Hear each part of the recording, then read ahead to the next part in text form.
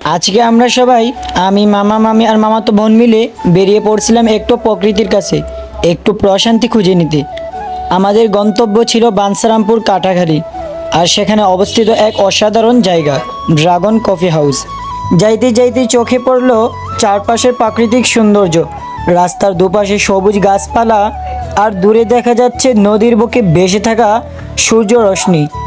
এমন দৃশ্য দেখলে সত্যিই মনে হয় শহরের ব্যস্ততা ছেড়ে এ যেন অন্য এক জগৎ। কফি হাউসে প্রবেশ করেই এক শান্ত মুগ্ধতা ছুঁয়ে গেল মনকে। চারপাশে মানুষের প্রাঞ্চল্য, সবার মুখে হাসি আর আনন্দের কোলাহল। পুরো পরিবেশটাই এত আপন মনে হচ্ছিল। হেঁটে হেঁটে ভিডিও ক্লিপ নিচ্ছিলাম, হঠাৎ পেছনে দেখি ছোট ছোট বাচ্চারা আনন্দের ট্রেন চালাচ্ছে। ওদের হাসি আর উচ্ছ্বাস যেন পুরো জায়গাটাকে আরো বেশি প্রাণবন্ত করে তুলছিল। কফি হাউসের ভিতরে ঢুকতেই চোখ আটকে গেল এক দৃষ্টিনন্দন দেয়ালের দিকে।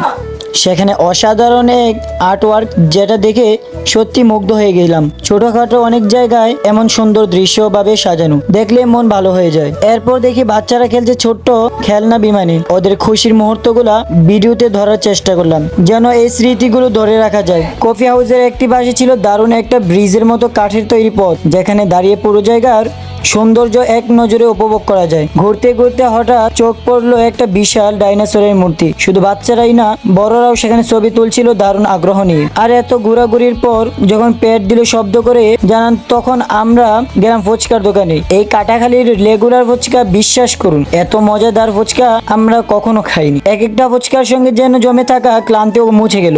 সব মিলিয়ে দিনটা ছিল ভীষণ সুন্দর, স্মরণীয়। এই জায়গাটার প্রকৃতি, মানুষ আর পরিবেশ সবই যেন একসঙ্গে বলছে, আসে মনটা শুধু একটু শান্ত করো। আজকের ভিডিওটি এখানে শেষ করছি। ভিডিওটি যদি ভালো লেগে থাকে অবশ্যই লাইক দিবেন, কমেন্টে জানাবেন আপনার মতামত, আর শেয়ার করতে ভুলবেন না। পরের ভিডিওতে আবার দেখা হবে নতুন কোনো গল্প নিয়ে। সে পর্যন্ত ভালো থাকুন। আল্লাহ হাফেজ।